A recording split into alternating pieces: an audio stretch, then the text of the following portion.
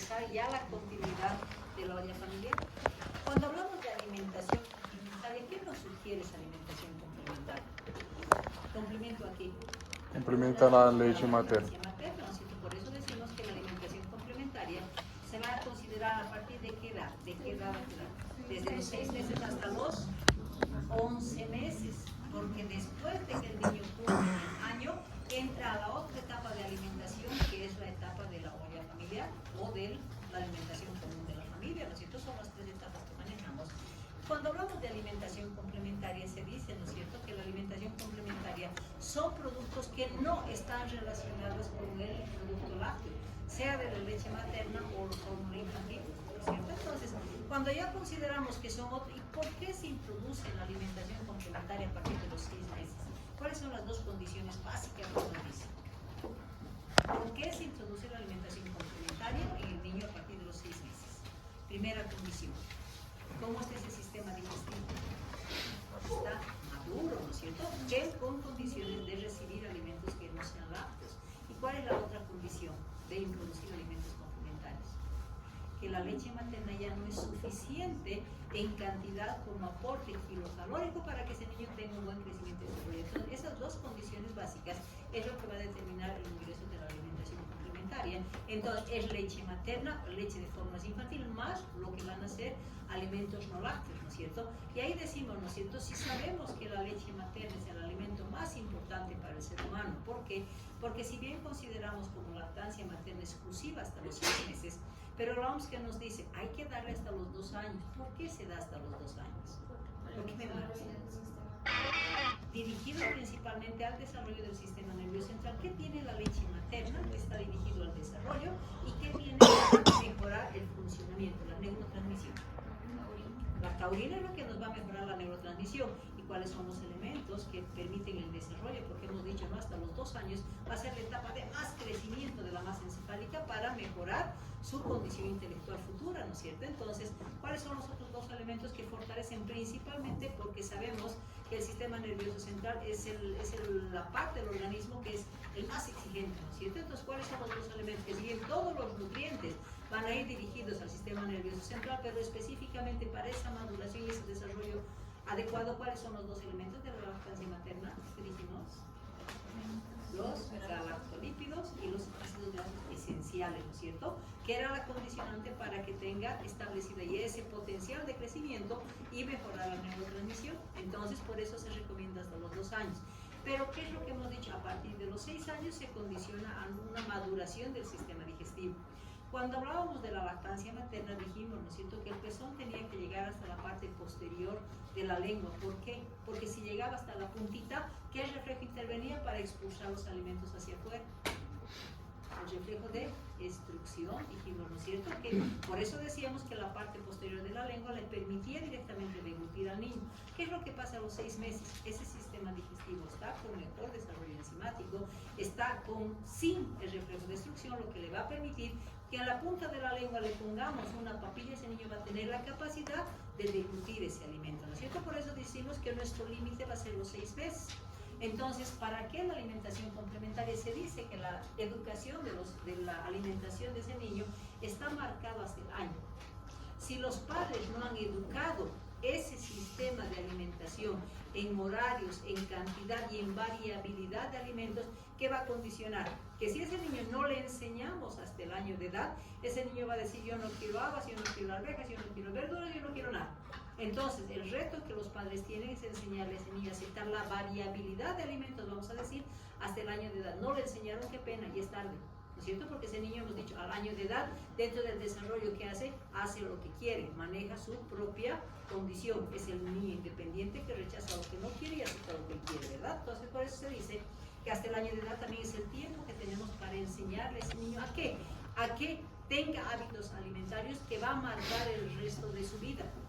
Al mismo tiempo, el alimento complementario tenemos que darle variabilidad de frutas, verduras, todo lo que significa la alimentación. ¿Por qué? Porque eso va a enseñar a ese niño a adquirir hábitos, a reconocer textura, a reconocer sabores, porque se dice que las papilas gustativas son la condición de aprendizaje de diferenciación de sabores para que ese niño cuando sea grande ya no tenga la opción de rechazar lo que él no quiere. Por eso decimos que es fundamental la educación y la formación hasta el año de edad.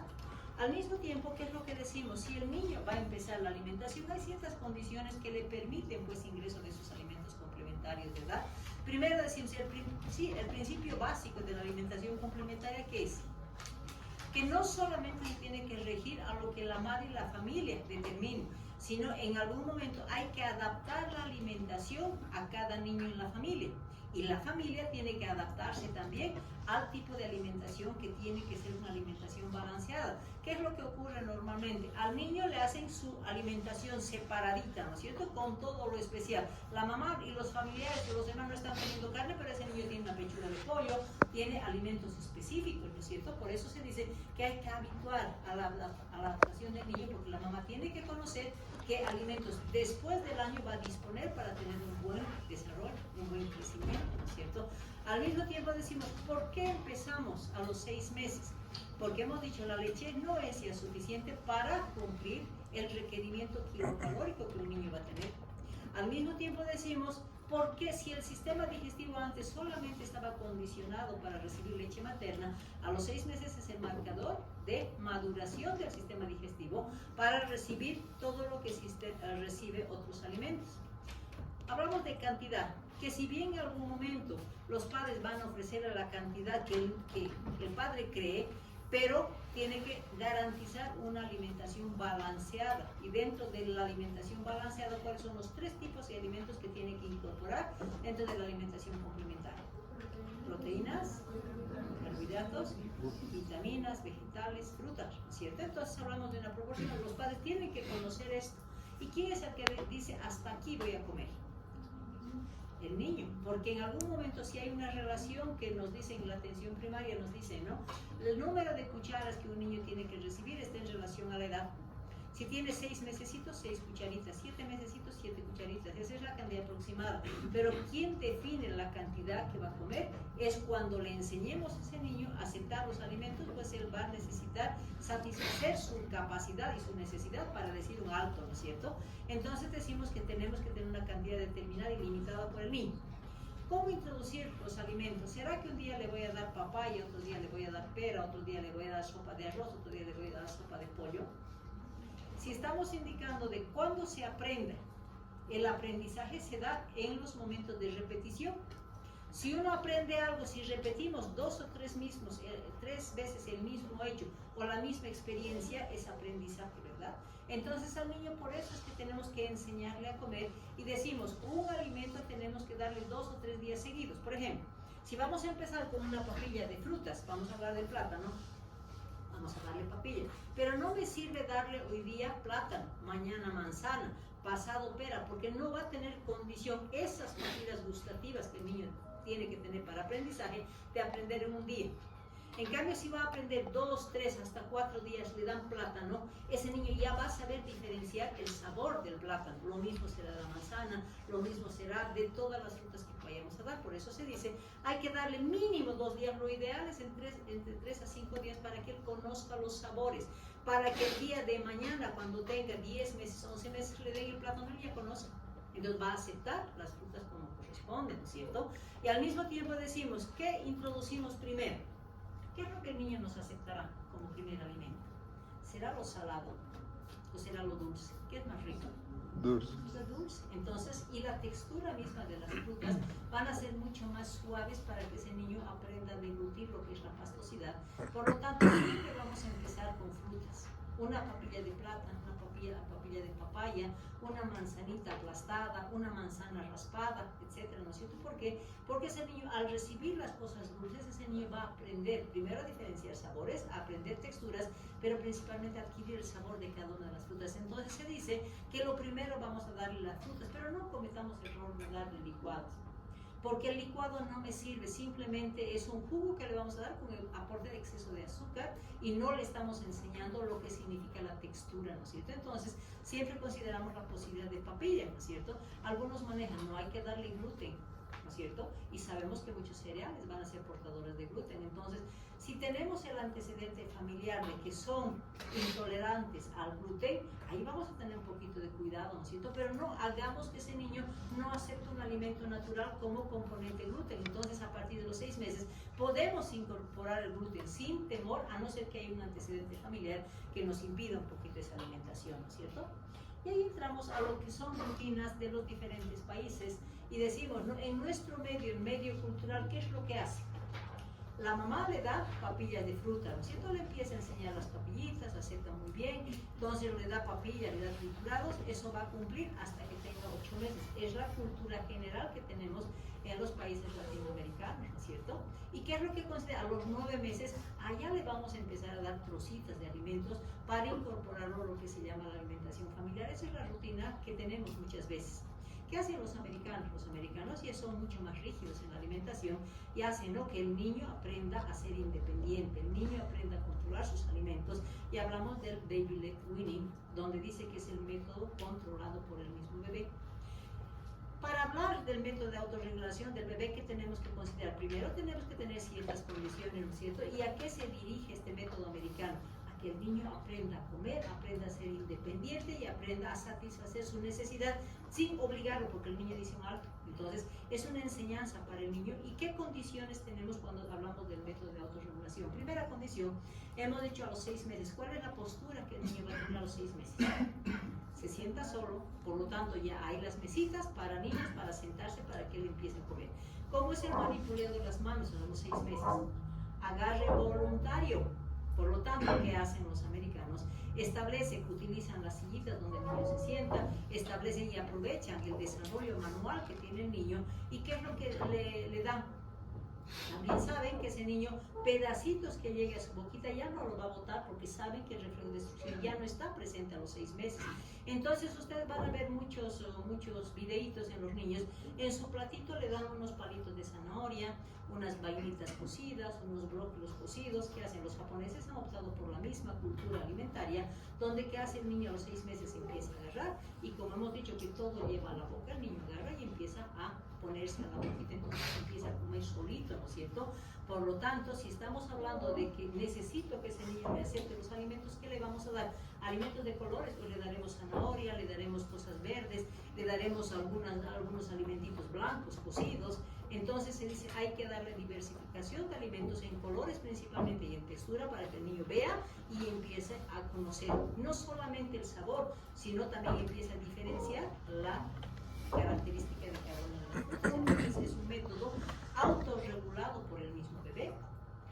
Pero ahí decimos, no vamos a hacer la diferencia de lo que significa el método que damos comúnmente, el uso de papillas, y peor cuando la mamá teme que se atragante. ¿Qué es lo que hace con la carne?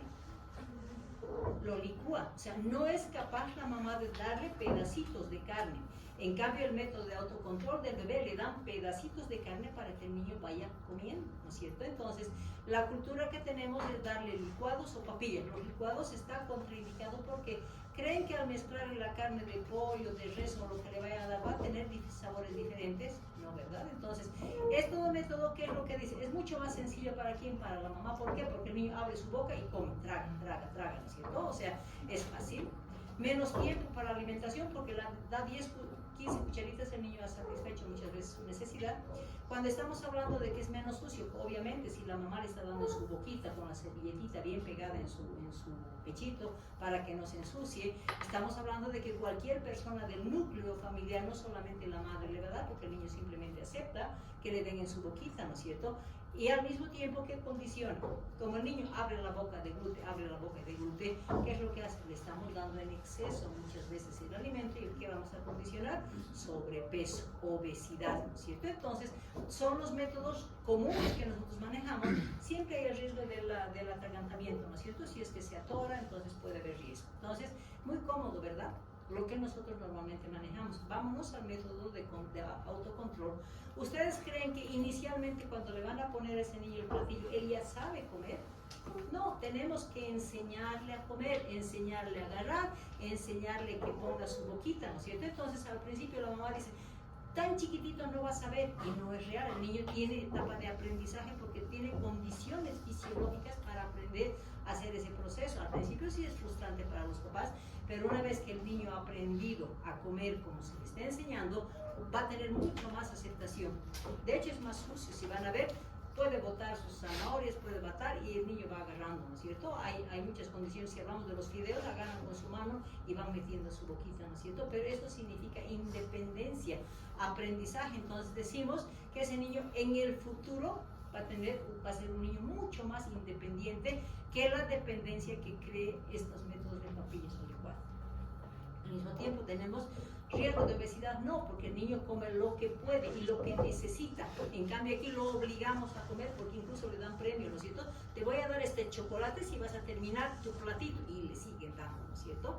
El atragantamiento también es frecuente. Entonces, si optamos por el método, muchas veces algo que debemos recordar es que si los padres van a enseñar a ese niño a alimentar y que quieren que en el futuro ese niño coma todo lo que le van a enseñar, es el aprendizaje hasta los 11 meses. Una vez que ha aprendido a diferenciar sabores y a determinar cantidades, pues ese niño ya está marcando su vida futura para la alimentación variada muchas veces, ¿no es cierto? Cuando ya estamos hablando por qué se introduce ese orden de alimentos complementarios, decimos, ¿no es cierto? ¿Por qué la lactancia materna se da después del nacimiento?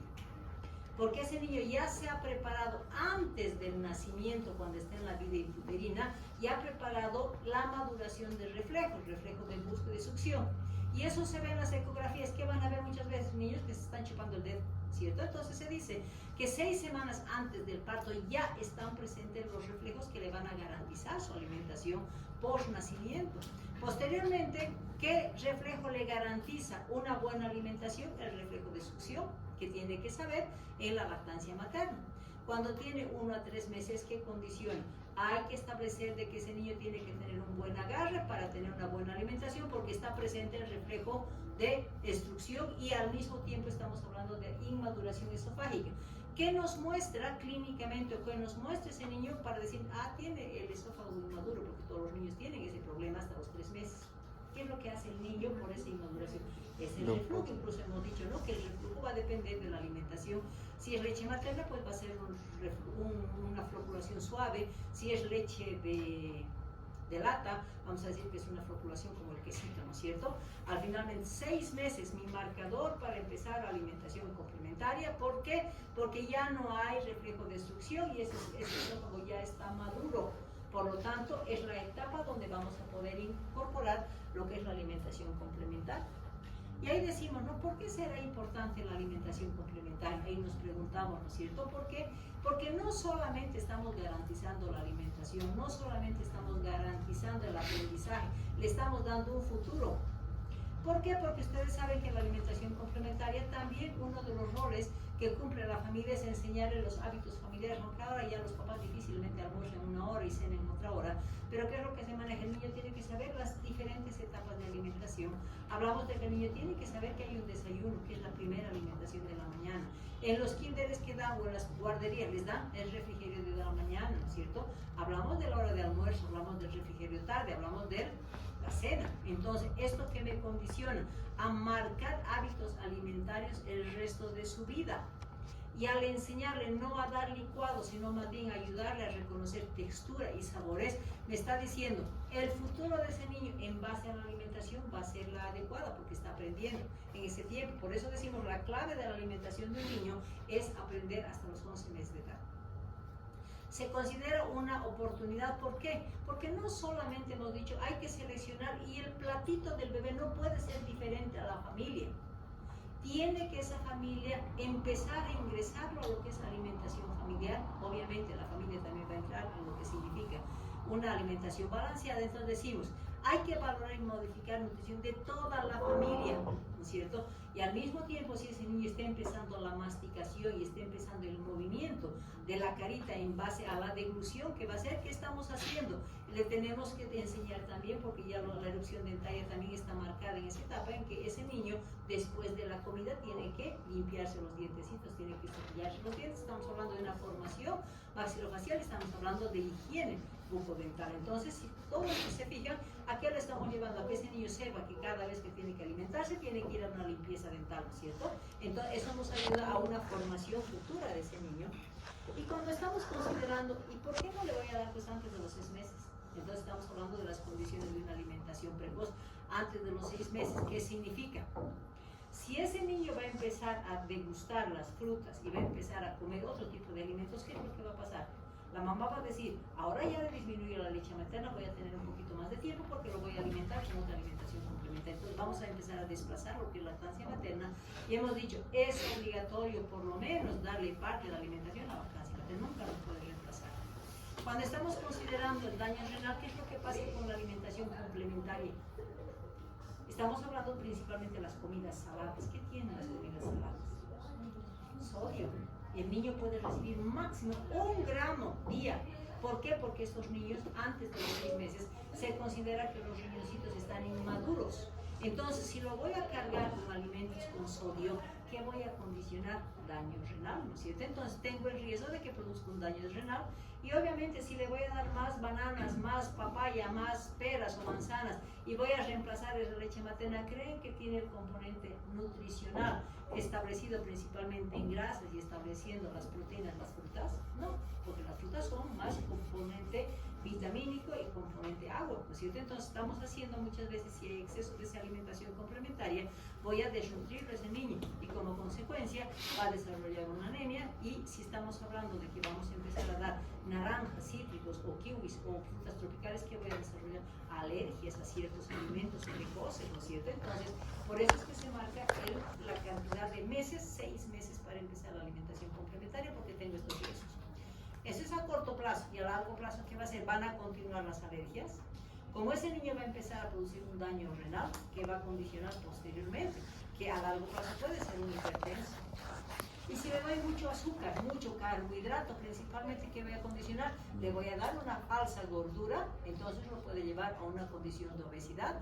Esta obesidad posteriormente puede desencadenar una diabetes y finalmente ese sistema digestivo pues va a tener intolerancias a muchos alimentos si es que condicionamos a una precocidad. Por lo tanto, por eso es de crecimiento propio, porque no le voy a dar la cantidad de aporte calórico para garantizar en ese niño un buen crecimiento. Entonces, de hecho, ¿cómo se condiciona? ¿Al bajo peso o a la baja talla? Baja talla, porque recuerden cuando dijimos el valor kilocalórico de las 100 kilocalorías que un niño necesita, ¿cómo lo dividimos? 50% a qué se dirige, es 50 kilocalorías por kilo de peso que ese niño tiene que tener. Al mantener al metabolismo del organismo, entonces en otras palabras a mantenerlo vivo. Después el 30% vamos a mantener pues un poquito el crecimiento y el desarrollo, y el otro 20% simplemente va a desgastarse en todas las actividades físicas que ese niño va a desarrollar. Entonces vamos a suponer que si necesito un 20% para actividades, necesito un 50% para metabolismo, son 70 kilocalorías que va a gastar en solamente mantenerse en condiciones de salud, ¿cierto? ¿Y qué pasó si le voy a dar en base a frutas menos calorías? Me va a decir, este niño no va a crecer porque no le voy a dar el aporte kilocalórico dirigido al crecimiento. Entonces se dice, ese niño va a tener baja talla. Si hay poco aporte proteico, va a ir a una desnutrición tipo kwashiorkor. Si va a tener baja kilocaloría, va a ir a una desnutrición tipo marasmática, ¿no es cierto? Finalmente decimos, hay trastorno alimentario porque si no le enseñamos a ese niño a comer, vamos a suponer que las verduras, que es lo que más el niño rechaza, si no le hemos enseñado a comer vainas, pepinos, brócolis, acelgas, ¿creen que un niño de 9, 10 meses ya me va a aceptar? No, ya empieza, yo no, esto no es cierto, entonces rechazo cierto tipo de alimentos y ya no le gustan los alimentos sólidos, va a querer todo blando, todo licuado, todo líquido, y finalmente, ¿qué es lo que pasa? No permitimos que haya un buen desarrollo de la lengua, de los movimientos bucales. Entonces, ¿qué va a condicionar? Que ese niño va a tener incluso trastornos del lenguaje. Por lo tanto, estamos viendo de que la alimentación tiene que ser en el momento preciso y con lo que necesitamos dar, ¿verdad? Cuando ya estamos hablando de los objetivos, entonces, ahí me marcan los objetivos establecidos y me dicen, ¿no? El objetivo principal es darle el aporte kilocalórico suficiente. Si la leche materna fue insuficiente en el aporte y en la cantidad y volumen, ahora necesito darle otros alimentos que también estén condicionados a dar una alimentación balanceada, pero con el objetivo de aumentar las kilocalorías para lograr ese porcentaje que hemos dicho de 100 kilocalorías, ¿no es cierto? Contribuir al desarrollo del aparato digestivo, ya hemos dicho, suplementar los nutrientes, porque la leche materna no tiene pues la cantidad de vitaminas, no tiene la cantidad de fibras, no tiene la cantidad de proteínas que muchas veces otro tipo de alimentos dan. Entonces estamos complementando los nutrientes que ya no le puede dar a través de la leche materna. Y lo básico, nosotros tienen que saber qué son las frutas, qué son los cereales, qué son los frijoles, que son todo. Entonces tiene que aprender a diferenciar todo lo que significa sabores, colores, texturas y temperaturas diferentes. ¿Para qué? Para lograr en su futuro mantener y contribuir a la adquisición de alimentación saludable, ¿no es cierto? Finalmente, ¿qué es lo que condiciona? Si a un niño le vamos a enseñar que tiene que estar en su sillita comiendo con el núcleo familiar, ¿no es un relacionamiento social? Cuando es un niño que está de visita, vamos a suponer una casa, y ya le hemos enseñado a estar en su sillita y comer con el entorno familiar, va a desenvolverse también socialmente con otros núcleos que en su momento tienen que estar en contactos. Entonces, esa alimentación complementaria bien llevada y aceptada, vamos a decir, va a tener un buen desarrollo psicosocial, ¿no es cierto? Y no va a ser, a mí me gusta solamente la hamburguesa, yo no quiero esta ensalada, a mí me gusta solamente la milanesa o las papas fritas. Eso es lo que se condiciona cuando un niño no logra toda la aceptación de lo que significa alimentación complementaria. En base a todos esos conceptos, la OMS dice, hay que considerar la frecuencia de los alimentos, ¿no es cierto? Y dice, todo niño que esté empezando alimentación complementaria, que son 6 a 7 meses, mínimo hay que darle inicialmente 2 alimentos al día, los primeros 15 días, y después incrementamos a 3 veces al día. ¿A qué se refiere eso?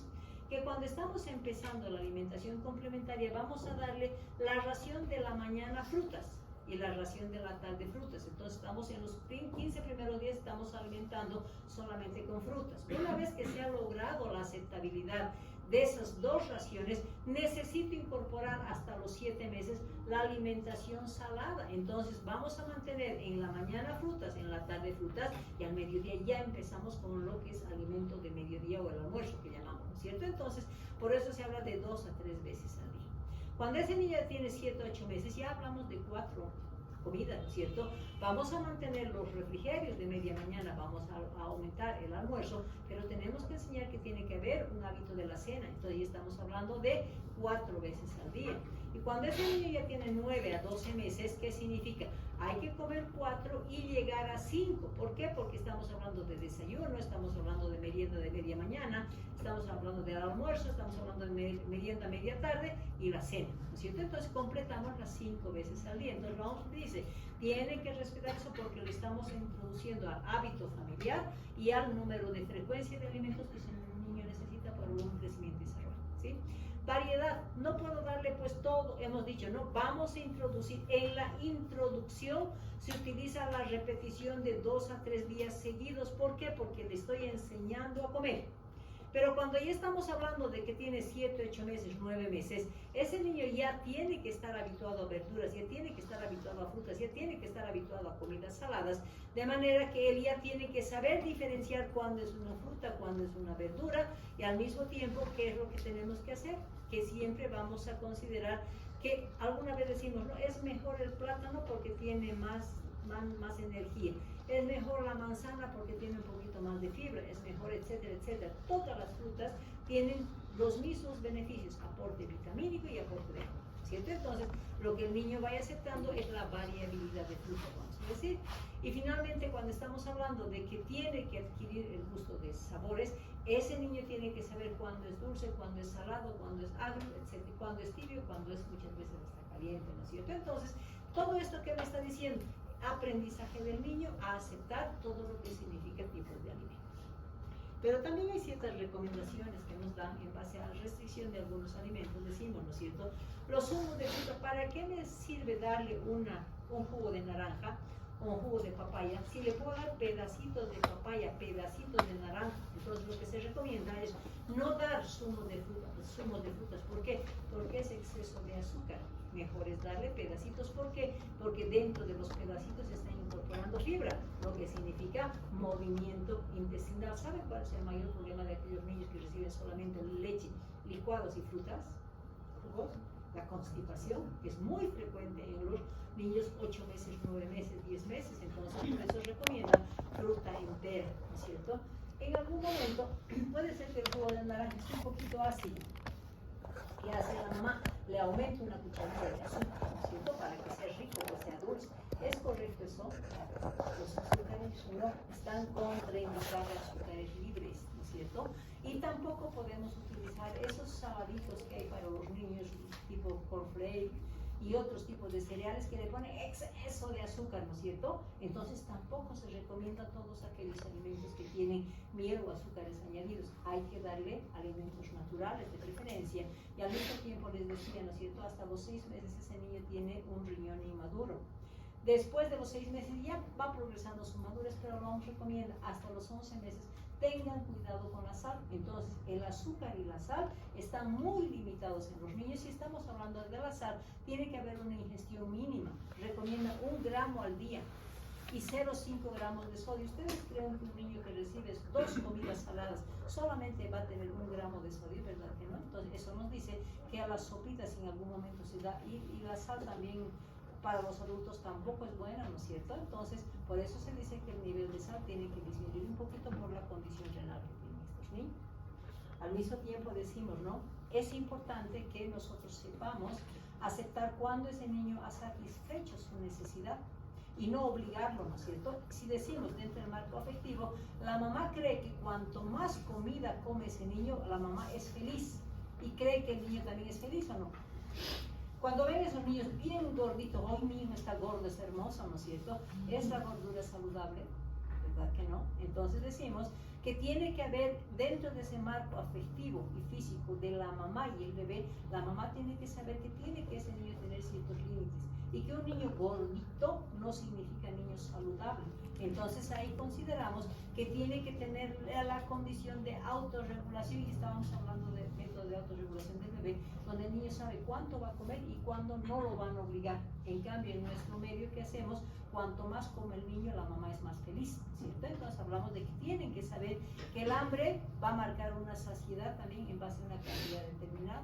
Y al mismo tiempo, ¿qué es lo que comúnmente hacen las mamás? A ver, cuéntenme. Cuando a ese niño no le enseñaron a comer, ¿qué es lo que hace?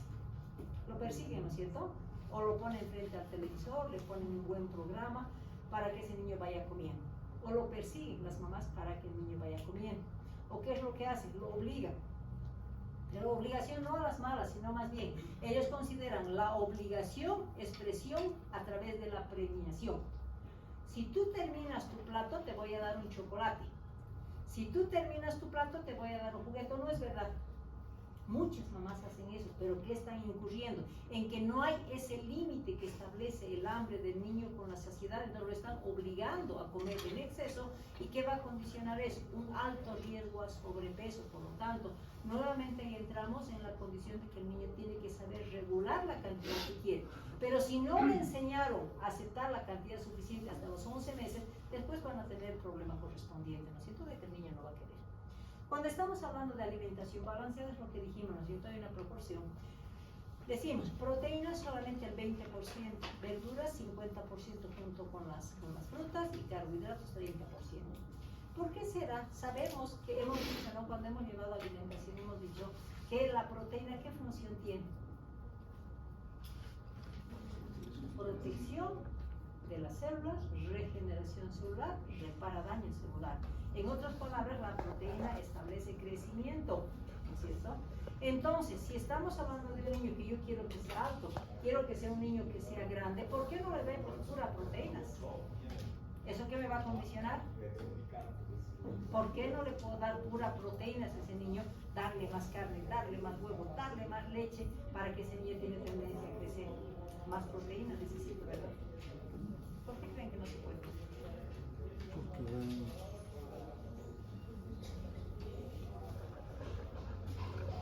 ¿Han escuchado alguna vez en la dieta de las personas que quieren enflaquecer es comen carne, y eso los lleva al enflaquecimiento? ¿Por qué creen que es eso? Es lo mismo que va a pasar a ese niño. Si yo le voy a dar exceso de proteínas, ese niño en vez de engordarlo, lo voy a enflaquecer. ¿Por qué? Pese a tener conocimiento de que la proteína es generadora de células, generadora de tejido, ayuda en el crecimiento. Porque para metabolizar 1 gramo de proteína, necesito 6 gramos de carbohidratos. Por Por lo tanto, necesito 24 kilocalorías. Para un gramito de proteína que ese niño quiere, necesito 24 kilocalorías. O sea, mucho desgaste energético. Y muchas veces, si yo le voy a dar a ese niño más proteína, si le voy a dar más proteína, ¿qué va a significar? Que ese niño le va a llevar al autoconsumo, ¿no es cierto? Déjamelo, por favor. Pasa, pasa. La llave y el control. La llave y el control. Échame la llave, por favor, y me traes el control. Ya. ¿Ya? Gracias. Entonces, cuando estamos hablando de proteínas, hemos dicho, si yo le doy mucha proteína a ese niño, lo voy a llevar al autoconsumo. Todo su tejido graso, que es fuente de energía, que es acumulación de lípidos, que va a condicionar a que lo desgaste para que consuma las proteínas. Entonces, lo voy a llevar al autoconsumo. Por eso es que tenemos una proporción de 20% de proteínas para que ese poquito tenga la condición de ser metabolizado y organizar el sistema muscular para que ese niño tenga el aporte correspondiente, ¿no es cierto? Y ahí hablamos de que una alimentación balanceada va a condicionar a qué tenemos que garantizar el aporte kilocalórico.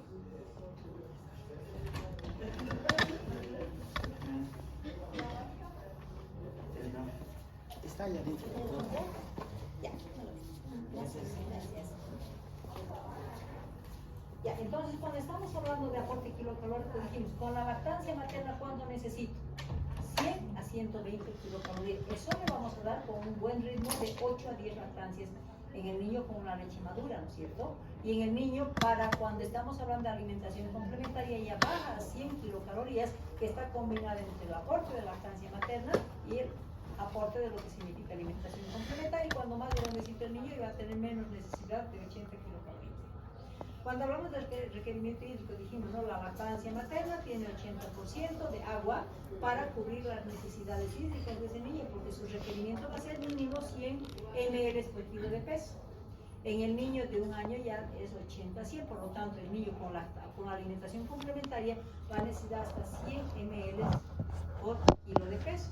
Y es por eso que se organiza la alimentación y se dice, no, antes se manejaba, le vamos a dar un mes fruta, le vamos a dar un mes, qué sé yo, papillas, y era así, ¿no? Ahora dice, todo niño que tiene 6 meses tiene condición de entrar dentro de la alimentación que dispone la familia. Entonces, si estamos hablando de 0 a 6 meses, lactancia materna exclusiva, pero cuando estamos hablando de 6 a 7 meses, ya no necesito decir, le voy a dar carnecita, le voy a dar arrocito, le voy a dar papitas. Va a ser la disponibilidad que tiene una mamá, porque ese sistema digestivo ya está maduro.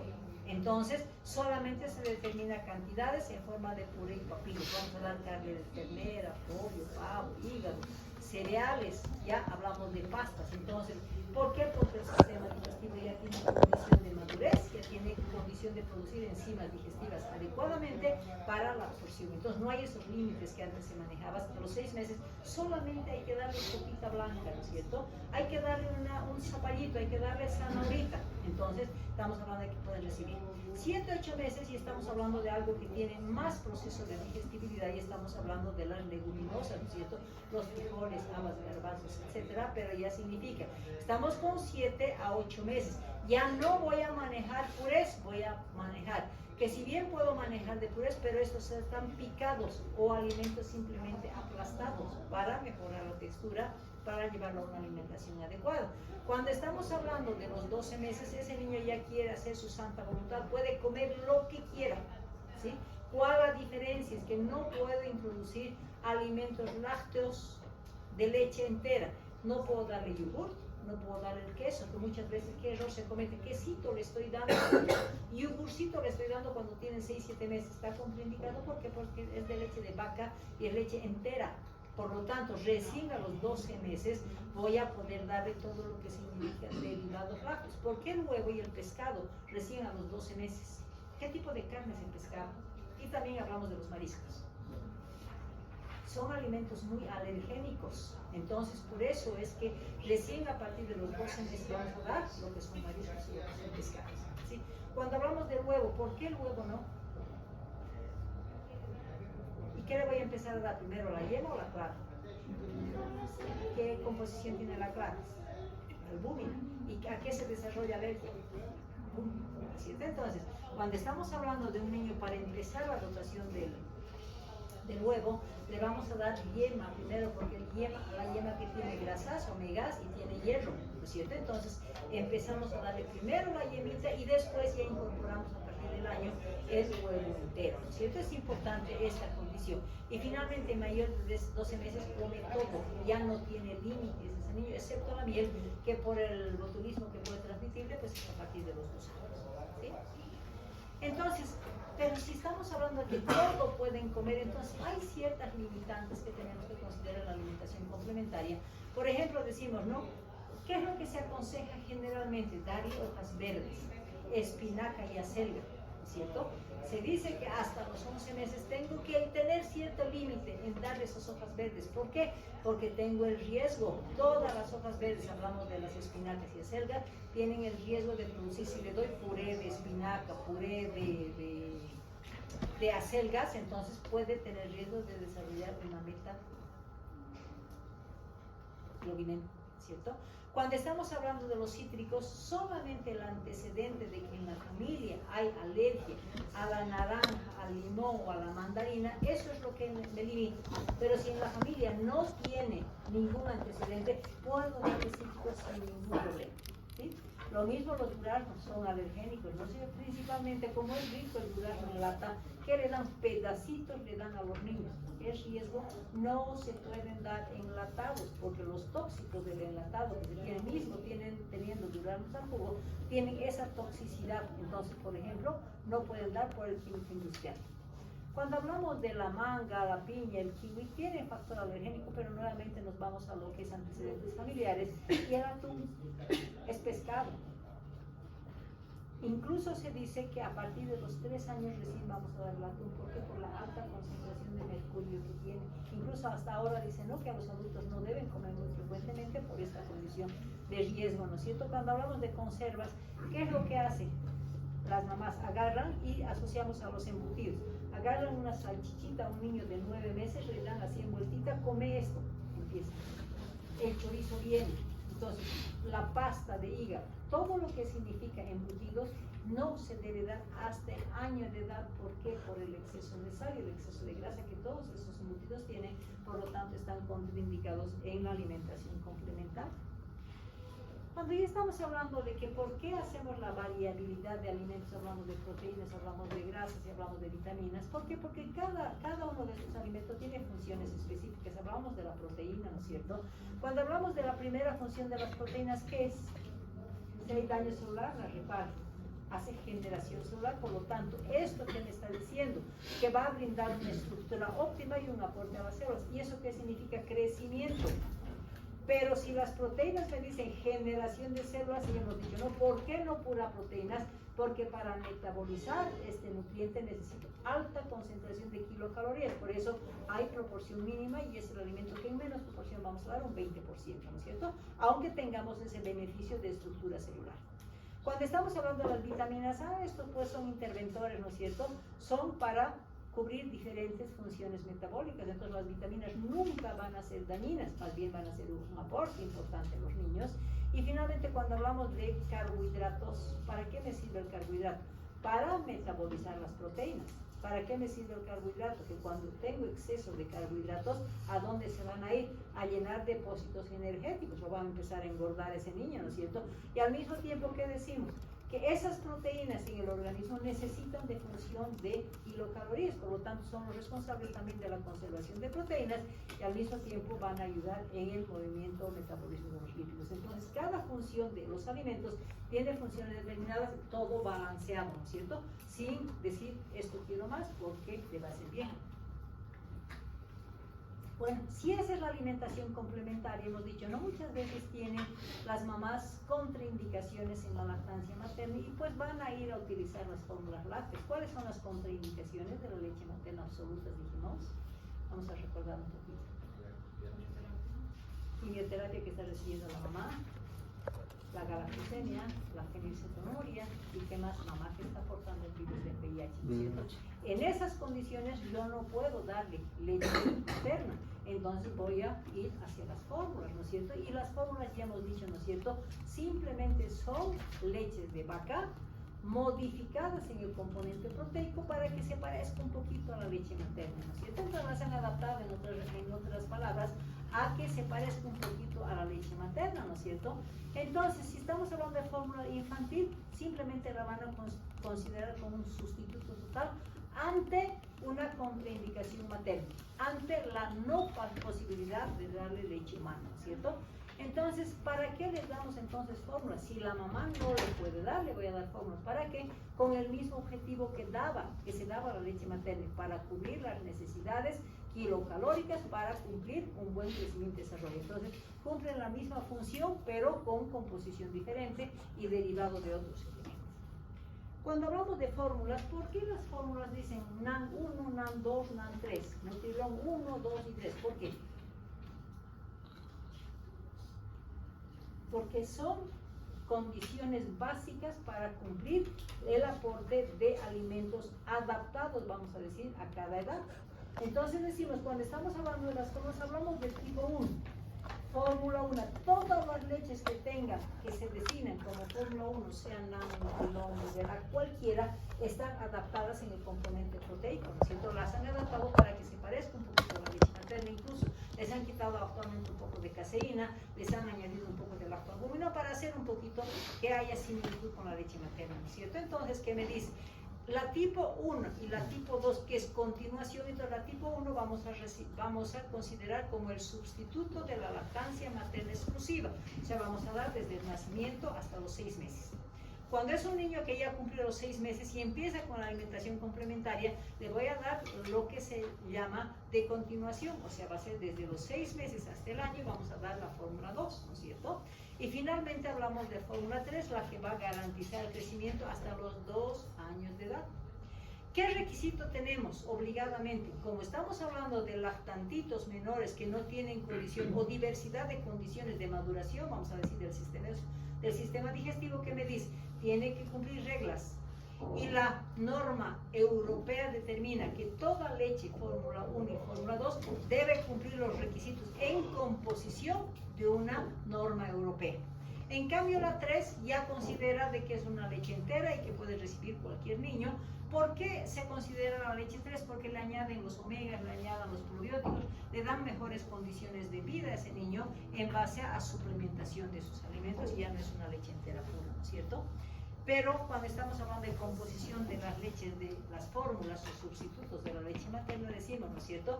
Tiene que tener las proteínas. La proteína está en base a ¿qué? A caseína. Si hablamos de proporciones, dijimos, ¿no? La leche materna tiene ¿cuánto por ciento de proteína? De caseína. 30%, pero la variabilidad de ese 30% estaba formado por ¿qué tipo de caseína? Beta caseína, dijimos, ¿no es cierto? Y la diferencia es que va a tener lactoalbúmina en el 70%. En la leche de la leche de fórmula, vamos a decir que a la inversa, hay 70% de caseína y tiene 30% de lactoalbúmina. Entonces han invertido esa proporción. Modifican las proteínas de la leche de vaca, y ¿qué es lo que hacen? Esas proteínas las obtienen del suero de la leche de vaca, ¿no es cierto? Le añaden la lactoalbúmina para mejorar un poquito la digestibilidad. Cuando hablamos de carbohidratos, ¿cuál era el carbohidrato que tenía la leche materna? La lactosa. También mantiene como componente la lactosa, pero ¿qué más tenía la leche materna? Tenía inmunoglobulinas, tenía celularidad viva, ¿no es cierto? Entonces, ¿qué consideramos como dos componentes de inmunidad viva de la leche materna? ¿Qué hacen las industrias alimentarias con las fórmulas? Necesitan, ¿para qué dijimos que servían las inmunoglobulinas? Incluso dijimos, ¿no?, que había un componente de protección del intestino. ¿De acuerdo? Dijimos, todo eso estaba dirigido a colonizar el intestino, colonizar el sistema respiratorio para evitar las infecciones. ¿Qué hacen las fórmulas? No pueden poner inmunoglobulina, no pueden poner celularidad viva. ¿Qué le ponen? Los famosos probióticos, ¿no es cierto? Hablamos del Gros y el Fos, y añaden al mismo tiempo esos elementos. ¿Para qué? Para que junto con la leche vayan a colonizar el intestino y sean factor de microbiota intestinal. ¿Para qué? Para que ese niño no se enferme con diarreas principalmente. Pero al mismo tiempo decimos, pero también hay grasas. ¿Qué tipo de grasa tenía la leche materna? ácidos grasos esenciales, ¿no es cierto? ¿Y qué tienen las leches de fórmula? Tratan de modificar eso y le ponen las leches de los omega, le ponen omega 3. ¿Por qué?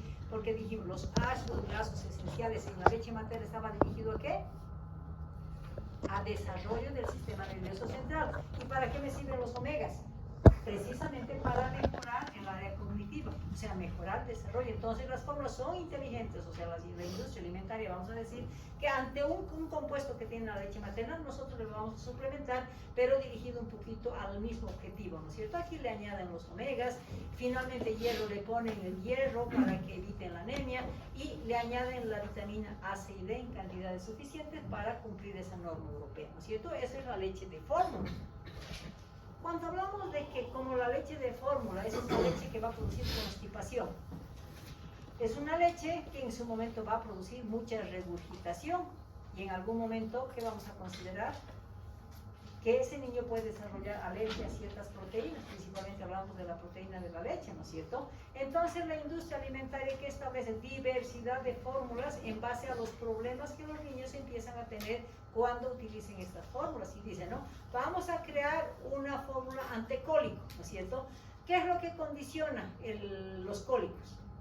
La caseína, la proteína de la leche de vaca produce mayor fermentación, mayor número de gases, igual relacionado a los cólicos, ¿cierto? Entonces, ¿qué es lo que dice? Vamos a manejar las fórmulas anticólicas, donde las proteínas son hidrolizadas, más fraccionadas, vamos a decir, donde se dice que le van a poner menos cantidad de lactosa. Por lo tanto, si no hay mucha cantidad de lactosa, yo necesito darle energía a ese niño, entonces le suplementan con la dextrinomaltosa. Entonces modifican para evitar ese exceso de producción de gases, esa fermentación, para disminuir el cólico, por eso lo llaman anticólico, ¿no es cierto? Y la mamá dice, está regurgitando mucho y está regurgitando con una regurgitación densa, ¿no es cierto? Entonces ahí la fórmula dice, hay que producir una fórmula que le disminuya la regurgitación. ¿Por qué se da la regurgitación? ¿Ya? Por la inmadurez esofágica, vamos a decir, sí, principalmente, ¿no es cierto? Y si hay una inmaduración esofágica, la leche pues, rapidito se sale hacia afuera, no se regurgita. Entonces, ante un niño que tiene una regurgitación muy intensa, dice, hay que utilizar las fórmulas antirreflujo. ¿Y qué es lo que hacen? Producen las mismas leches, pero le añaden algo. Le añaden, ¿alguna vez han espesado la leche con maicena? ¿Sí? Es lo mismo, ellos utilizan la harina de algarrobo, ya está precocida, de manera que el solamente hecho de que esté en contacto esa harina con el jugo gástrico, inmediatamente empieza a cuajar la leche, la empieza a volver densa, espesa, vamos a decir, y de esa manera, como aumenta la viscosidad de la leche, ya no tiene opción de regurgitar. Entonces evita la regurgitación en base al espesamiento, si quieren, de esa leche a través de la harina de algarrobo. Finalmente, ¿eso qué significa? Como ya es una leche espesa, ya no puede regurgitar, ¿no es cierto? Cuando ya consideramos las otras fórmulas, decimos, hay algunos niños que tienen intolerancia a la lactosa porque la leche de fórmula tiene exceso de lactosa.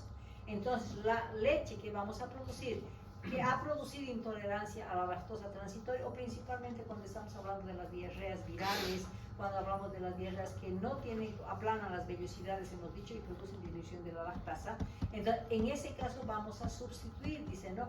Como la lactosa me está dando problema, entonces la voy a quitar de la leche la lactosa y le voy a suplementar con la dextrinomaltosa, por lo tanto están disminuyendo nuevamente esa intolerancia a la lactosa y mejoran obviamente la digestibilidad de esa leche, ¿no es cierto? Y finalmente cuando a ese niño le han dado precozmente una leche entera, le han dado yogurcitos, quesitos, que ha desarrollado ese niño intolerancia y alergia a la proteína de la leche de vaca. Entonces la industria alimentaria dice, no, pues ¿qué voy a hacer entonces? Porque ya no puedo darle leche de vaca, ¿no es cierto? Ahí empieza el proceso de producción en base a una leche vegetal, proteína vegetal y a la leche de soya, ¿no es cierto? Entonces hablamos de la leche de proteína vegetal que manejen principalmente en base a la soya, ¿no es cierto? De esa manera suplementan todos los problemas que se dan con las fórmulas, suplementan y empiezan a producir diversidad de leches para, en base a los problemas que el niño tenga, nos den la oportunidad de utilizar otro tipo de leches. ¿Y alguna vez han escuchado y cómo ustedes tendrían que indicar cómo se preparan las leches? Nos dan un estándar, ¿no es cierto? Todas las leches, sea Fórmula 1, Fórmula 2 o Fórmula 3, se tienen que preparar ¿con qué dilución? Al 15%. ¿Qué significa 15%? Que es una dilución estándar. que cada 100 ml tenemos que poner, si es al 15%, 15 gramos de leche. Todas estas fórmulas, ¿con qué medidas vienen?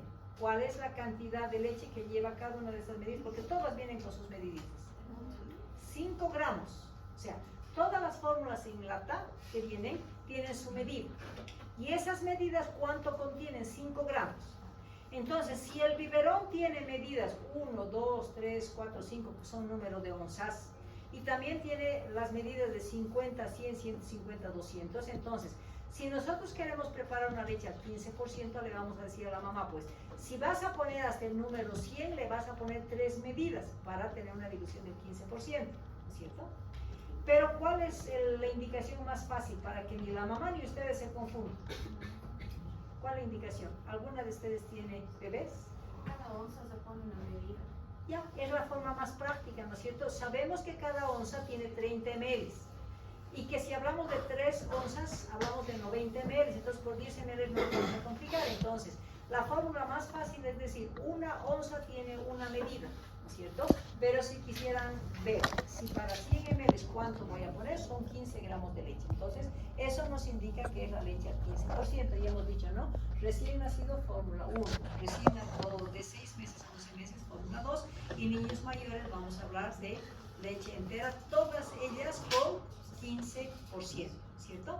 Y al mismo tiempo, en algún momento han escuchado ustedes las diluciones de la leche. Vamos a suponer que un niño estaba recibiendo leche materna. A ver a un bebé que solamente tiene lactancia materna, darle un biberón, rechaza, no acepta. Entonces, si estamos hablando de que un niño suspende la dotación de leche materna, va a empezar a rechazar todo lo que son leches. Entonces, ¿ahí qué va a condicionar? Un estado de desnutrición, y la desnutrición está asociada con ¿qué? A nivel intestinal. Aplanamiento de vellosidades y de disminución de producción enzimática, ¿no es cierto? Entonces, la consecuencia de un niño que para de recibir leche es estar relacionada con deficiencia de enzimas, principalmente estamos hablando de la lactasa, que es la responsable de absorber la lactosa, ¿no es cierto? Entonces, ahí es donde se utilizan las diferentes diluciones y se manejan principalmente en aquel niño que está desnutrido. Un desnutrido que no ha recibido leche, si yo le doy una leche al 15%, ¿qué le va a pasar? Aplanamiento de vellosidades, disminución de la producción de la lactasa, no absorbe la lactasa, no absorbe la leche. ¿Qué le va a producir? ¿Qué le va a pasar a ese niño? Diarrea. Diarrea, una diarrea osmótica, ¿no es cierto? ¿Por qué? Porque su intestino no tiene condición de recibir la leche entera, porque al 15% es leche entera. Entonces, lo que vamos a hacer, vamos a empezar con darle leche al 7.5%, que le llama leche al medio. ¿Qué significa? Que primero le vamos a dar mitad agua, mitad leche, ¿no es cierto? ¿Eso qué significa? Como es leche diluida y le estoy dando poca lactasa, ese intestino poco a poco va a ir recuperando y va a ir produciendo de a poquito la lactasa. ¿Cuánto tiempo? Unos 15 días. Una vez que ese niño en 15 días no me ha presentado diarrea, tengo que empezar a testar una leche un poquito más concentrada. Le voy a dar 2 partes de leche y una de agua. Estamos llamando leche al 10%. Otros 15 días, si ese niño acepta esa leche diluida del 10%, ahora tengo libertad de darle al 15%. Entonces, ¿en quiénes se utilizan las leches diluidas? Es en aquellos niños que no han recibido leche, que están en un estado de desnutrición, y es el estado de renutrición que me permite la utilización de leche al 7.5%, después 10%, para finalmente aceptar la leche al 15%. Entonces, en caso de renutrición se manejan leches diluidas. En caso de alimentación ante contraindicaciones maternas, manejamos por edad de la fórmula 1, fórmula 2 y fórmula 3. ¿Sí?